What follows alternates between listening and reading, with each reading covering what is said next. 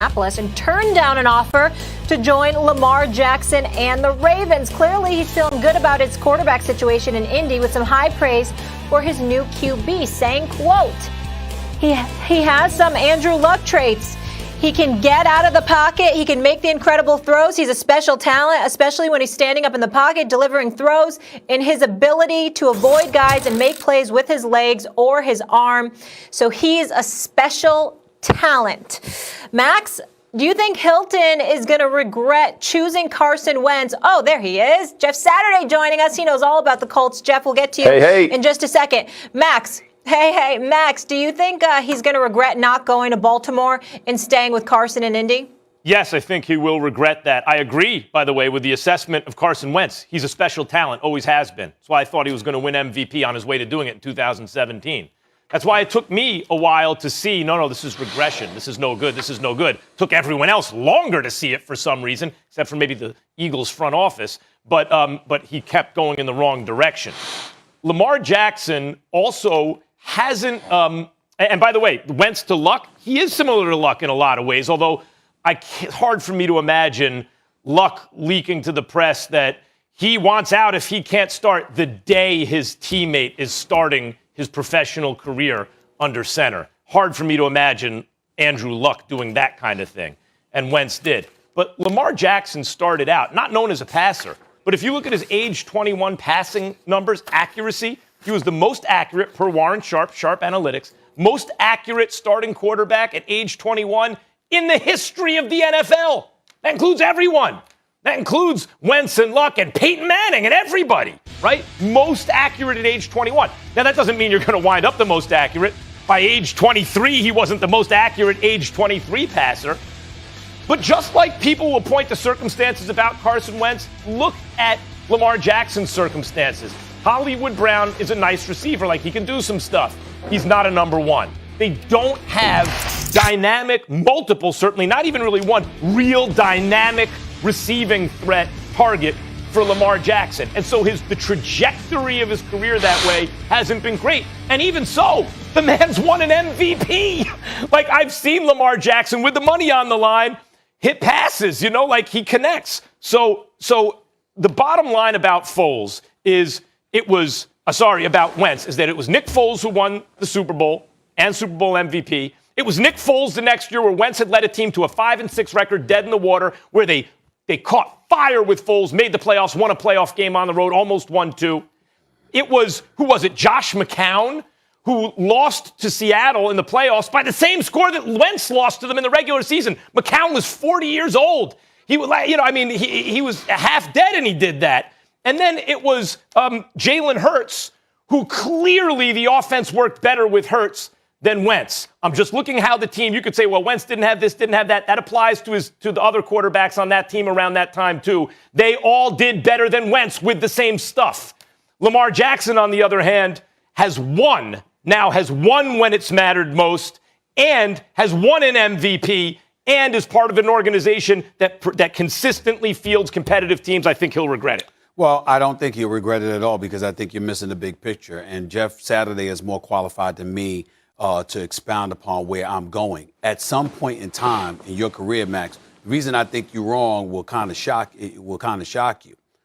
It's not about Carson Wentz. It's about what you think about yourself sometimes. Did it ever occur to you that T.Y. Hilton no longer looks at himself as a number one? That he's climbing up there in age? That age and attrition kicks in? T.Y. Hilton has been a big-time receiver for quite a long time. He had about 760 receiving yards last season. Okay, him and Pascal and Michael Pittman Jr., he's the new cat on the scene, a young stud that can ball and what have you. You got Jonathan Taylor running the football effectively out of the backfield as an 1,100-yard rusher. You have one of the best offensive lines in football. And so when you look at it from that perspective, rather than wanting to go somewhere where you're the number one guy, but you don't know if you stay healthy enough, you don't know if you still got it enough, et cetera, and you're looking at the squad around you. Yeah, they got something. Of course, they can run the football because Lamar Jackson is out of the behind center, and he's an electrifying runner from the quarterback position. But who's your running back now? And then when you think about your wideouts, okay, you got some decent dudes. You're another decent dude, but you might not be a number one anymore. What kind of pressure is that going to put on you? That offensive line, can they protect Lamar Jackson?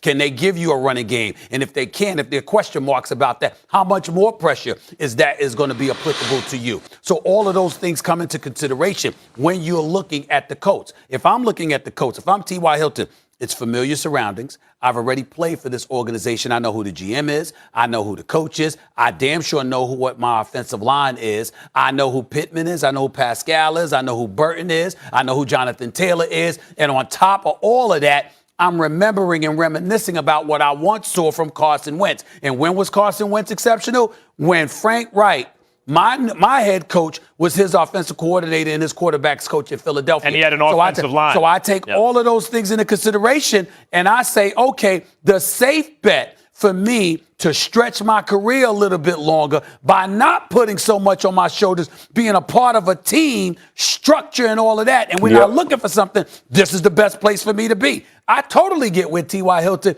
could be coming from, and I don't think he'll regret this at all.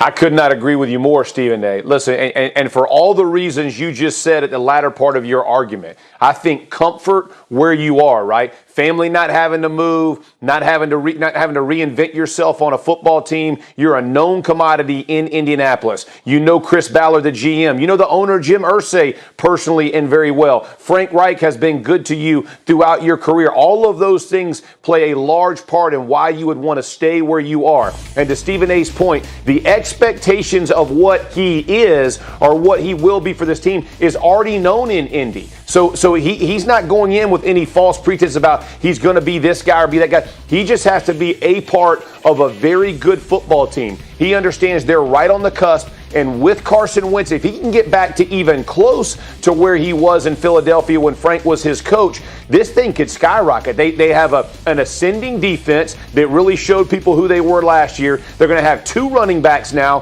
add on Taylor and Mack.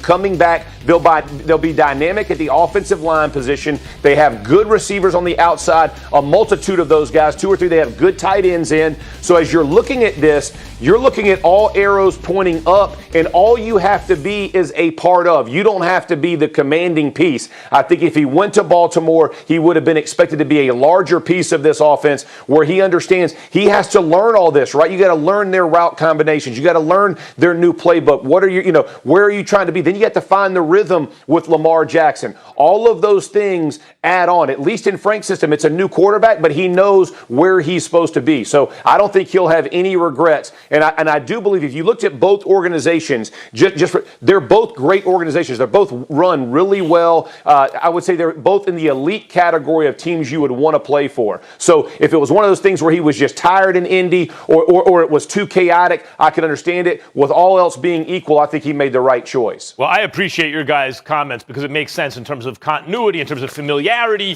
By the way, I remember in 2017, I was running around saying with Lane Johnson, the offensive, the tackle, they were trending toward elite. When he gets back, and that's exactly what happened. If he thought Lane Johnson was good, wait till he gets a load of Quentin Nelson, right? I get it that the offensive line, Jeff Saturday, has a huge say in how successful you are. Really, I was looking at this more of a Lamar Jackson to Carson Wentz comparison. If someone said you want to roll with Lamar Jackson or Carson Wentz, I would say Lamar. I think Lamar is trending in the right direction. With Carson Wentz, what we're all hoping is, all right, Carson, you're in a perfect situation. Familiar coach, offensive line, offensive weapons, a running game, a defense. He has high upside in the past, at least, right? So here we go. What I'm saying is I think Carson Wentz has regressed so severely, and it wasn't overnight. It took like a year and a half, that I don't know that he gets back to even being pretty good, even on the Colts. But I'll tell you something I do know. I expect Lamar Jackson to keep getting better. And he's already pretty damn good. The man has won an MVP. Well, you could say that, but I could also tell you to take into consideration the conferences as well. Look at the trouble Houston's having right now. We know why. No